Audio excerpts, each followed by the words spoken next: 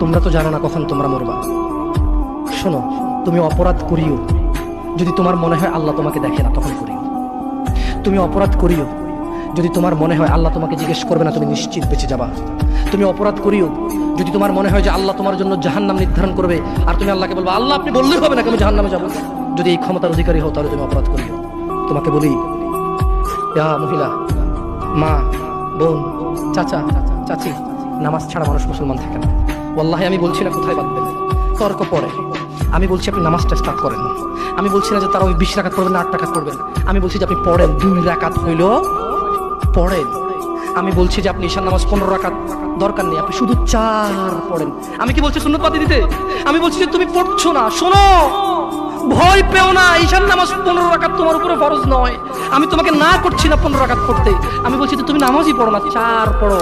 এই 4 রাকাত ঈশা না পড়লে তুমি মুসলিম